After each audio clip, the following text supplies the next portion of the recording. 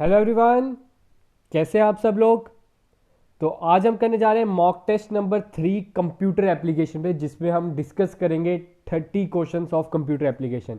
ये सिर्फ और सिर्फ आपको रिफ्रेश करने के लिए है। आप पूरा दिन मतलब पढ़ाई में जब लीन है, आपको रिफ्रेश करने के लिए ये सीरीज मैं लेके आया हूँ। कोशिश यही रहेगी कि आपको हर दिन की एक ये सीरीज प्रोवाइड कर दी जाए, ताकि आप पता कर सकें कि हाँ हमारी प्रिपरेशन कैसी चल रही है, हमें कितने क्वेश्चन इसमें से आते थे, कि हम क्या पेपर देने के लिए तैयार हैं कि नहीं। ठीक है, तो कोशिश यही रहेगी कि आपको हर दिन की एक ही सीरीज प्रोवाइड कर दी जाए। आज ये थर्ड सेशन है। पहले 2 सेशन मैं बड़ी पहले के प्रोवाइड कर चुका हूं, वो आप हमारी प्लेलिस्ट में देख सकते हो। आप इसमें एंड में कमेंट सेक्शन में जरूर लिख के बताएं कि आपको कितने क्वेश्चन आते थे। तो चलो बिना टाइम वेस्ट करते आगे बढ़ते हैं। तो ये पीडीएफ ये मैं आपको हमारे टेलीग्राम चैनल पे प्रोवाइड कर दूंगा, लिंक आपको डिस्क्रिप्शन में प्रोवाइडेड है, उधर से आप ले सकते हो अगर आपने लेना चाहते हो उधर से। तो पहला क्वेश्चन देखते हैं क्या बोल रहा है। जल्दी में हम करेंगे क्वेश्चन, क्योंकि मैं आपका टाइम वेस्ट नहीं करना चाहता ज्यादा से ज्यादा। तो पहला क्वेश्चन बोल रहा है, rhabdologia was the technology use for calculation purpose introduce in. कौन से ईयर में रेप्डोल्जिया जो ये टेक्नोलॉजी थी, कैलकुलेशन की टेक्नोलॉजी थी, ये वो कौन से ईयर में इंट्रोड्यूस हुई। तो इसका आंसर है 1617। जिन नहीं पता वो अपनी नोट्स में नोट डाउन कर लें, इंपॉर्टेंट क्वेश्चन है ये। और साथ में ही इसके रिलेटेड जो और कोई क्वेश्चन आ सकता है, आपसे पूछा जा सकता है, ये जो टेक्नोलॉजी है ये किस में यूज की जाती है। It is used in Napier bone.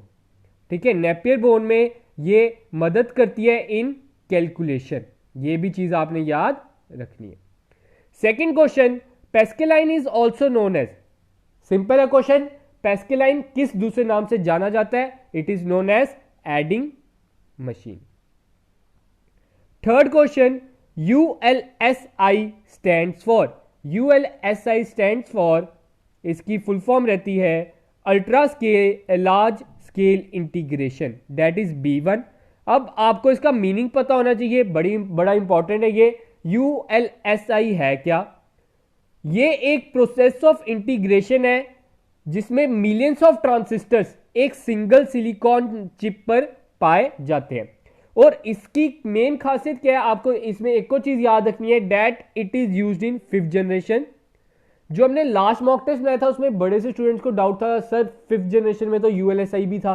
तो मैं बता दूं 5th जनरेशन में यूएलएसआई था और 4th में वीएलएसआई था। ठीक है, लास्ट वाला जो हमारा मॉक टेस्ट था उसमें मैंने वीएलएसआई क्या डाला था। तो वीएलएसआई भी आपको पता होना चाहिए, वेरी लार्ज स्केल इंटीग्रेशन, और ULSI ultra large scale integration. VLSI 4th में था और यूएलएसआई 5th जनरेशन में था। ये चीज आप याद रखें। Fourth question, it is dash is used as a programming language in 1st generation computer. क्या कौन सा यूज किया, कौन सी लैंग्वेज यूज गई as a programming 1st generation computers में। तो इसका आंसर आपका रहेगा that is machine language. Machine language में क्या था, प्रोग्रामर सिर्फ और सिर्फ बाइनरी नंबर से ही डील करता था। ठीक है। 5th question, the first computer mouse was built by. ये भी आप अपने नोट्स में नोट डाउन कर लें।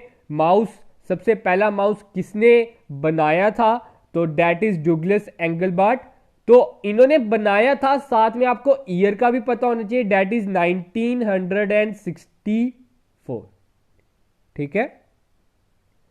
नेक्स्ट क्वेश्चन, 6th क्वेश्चन बोल रहा है, select the smallest memory size. सबसे छोटी मेमोरी साइज नीचे दिए गए ऑप्शन में से आपने बताना है। पहला बोल रहा है टेराबाइट, गीगाबाइट, किलोबाइट की मेगाबाइट। आपको प्रॉपर पता होना चाहिए सीक्वेंस। सबसे पहले आपका रहता है bit, then byte, then kilobyte, then megabyte, GB, TB, ये सब तो आपको पता होंगे, लेकिन ये स्टार्टिंग वाले भी आपको पता होने चाहिए। अब ऑप्शन में आपको बिट बाइट तो दिए नहीं है, तो सबसे छोटा जो मुझे दिख रहा है that is C1 kilo byte.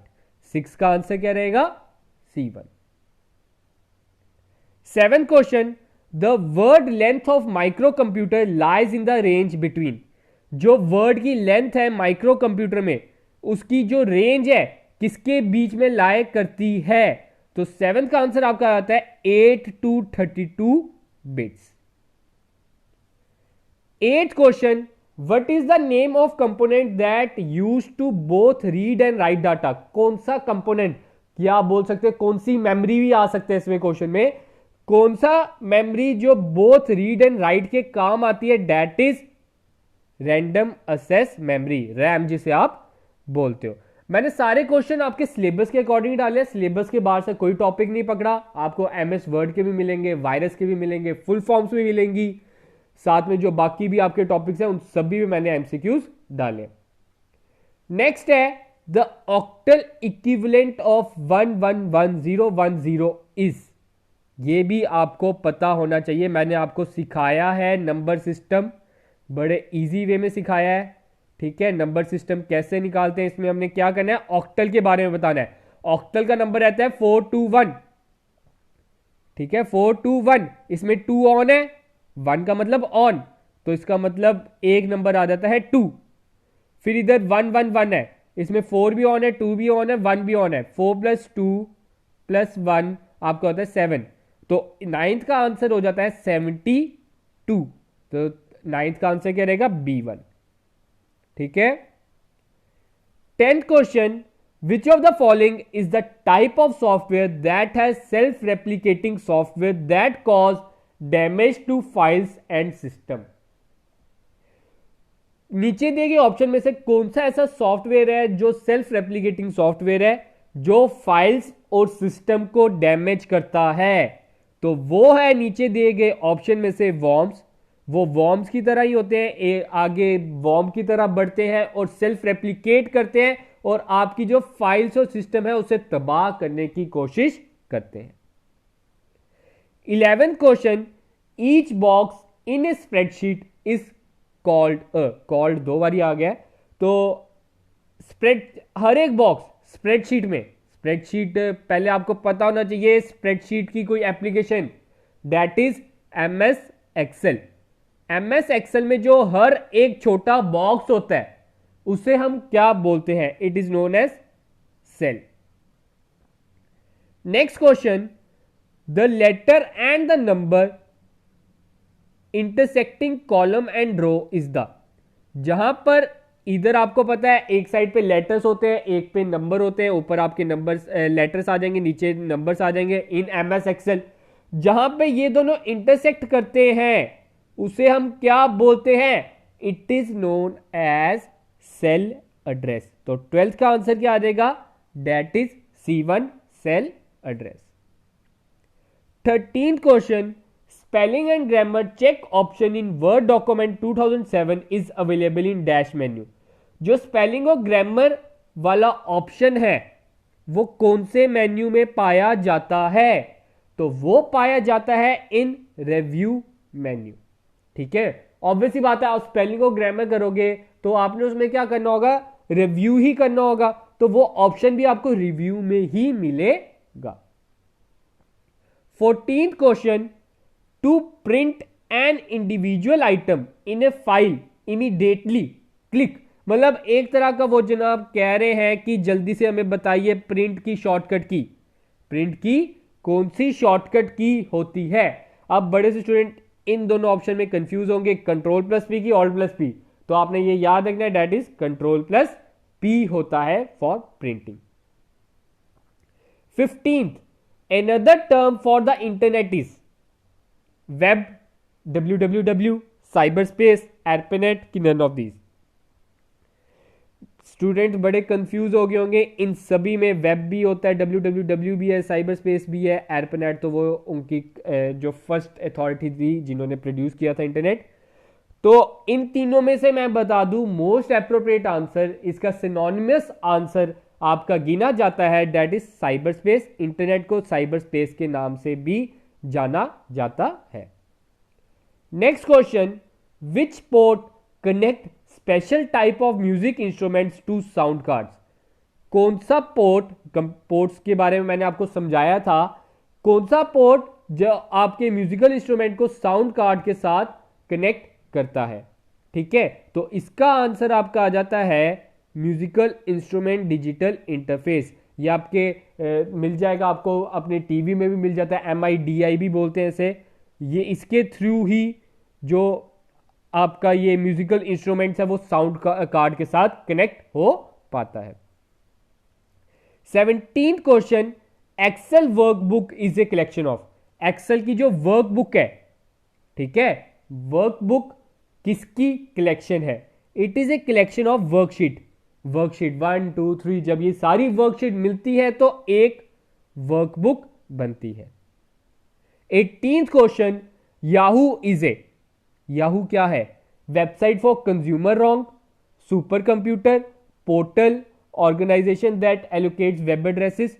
तो इसका आंसर आ जाता है Yahoo is a portal. Yahoo जो है वो एक पोर्टल है जो अलो करता है to go other websites also. वो आपको उधर से अदर ऑप्शंस भी देगा, उधर आपको मेलिंग का भी ऑप्शन आ जाएगा। याहू का सब कुछ ये एक तरह का सर्च इंजन भी है अपने लिए, ठीक है। तो याहू इज ए पोर्टल।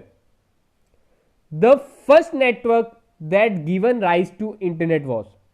पहला नेटवर्क जिसने इंटरनेट को राइज किया, जिसने इंटरनेट को जन्म दिया आप कह सकते हो, तो वो क्या था? Date is एर्पनेट। एर्पनेट की आपको फुल फॉर्म भी पता होनी चाहिए। क्या होती है इसकी full form? Advanced research project agency network. Project agency network. Next question, basic, ALGOL and COBOL are the examples of. ये कौन सी लैंग्वेज है? बड़ी बार बता चुका हूं मैं इसका answer, that is they are low level language. 21st question, error messages in an Excel sheet starts with. जो आपके एक्सेल शीट पे एरर मैसेजेस होते हैं वो किससे स्टार्ट करेंगे? दैट इज हैश, ठीक है, हैश के साथ स्टार्ट होते हैं जो भी आपका कोई एरर मैसेज होगा। बाकी कोई फॉर्मूला होता है वो आप इज इक्वल टू से स्टार्ट करते हो, आपको ये पता होना चाहिए। 22, basic input and output system is necessary for BIOS।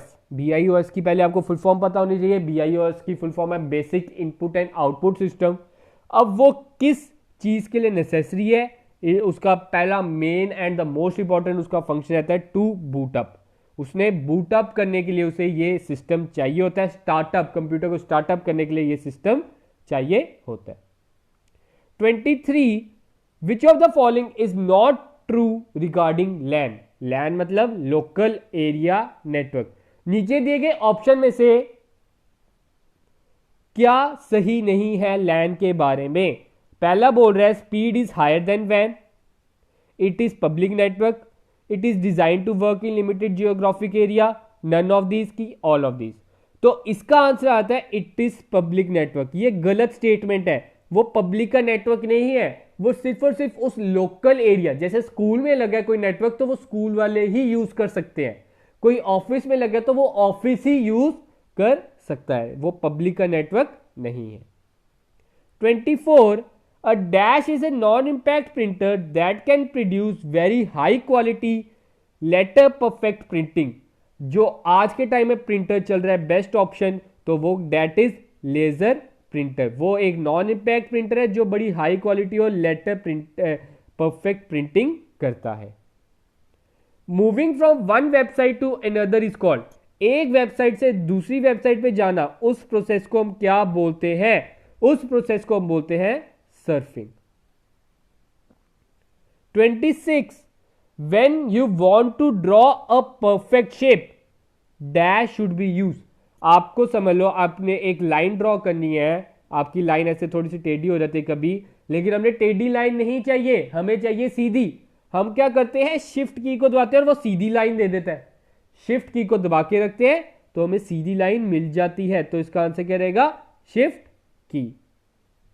27, which of the following are valid minimum and maximum zoom size in MS Office? MS Office में मिनिमम और मैक्सिमम जूम साइज क्या है? मिनिमम आपका आ जाता है 10 और मैक्सिमम आपका आ जाता है 500। तो इसका आंसर क्या रहेगा? C1। 28, word processing spreadsheet, photo editing are examples of, वो किसकी एग्जाम्पल है? वर्ड प्रोसेसिंग का पहले आपको एग्जाम्पल पता होनी चाहिए, इसके लिए कोई एप्लीकेशन बताइए, दैट इज वर्ड पैड भी आ जाता है, आपका एमएस वर्ड भी आ जाता है। उसके बाद स्प्रेडशीट, स्प्रेडशीट का आपका आता है MS Excel. Photo editing, photo editing के लिए आपके लिए एप्लीकेशन आ जाता है एडोब फोटोशॉप, ठीक है। तो ये सब किसकी एग्जाम्पल्स हैं? ये सब और सब एप्लीकेशन है, तो इसका आंसर क्या रहेगा?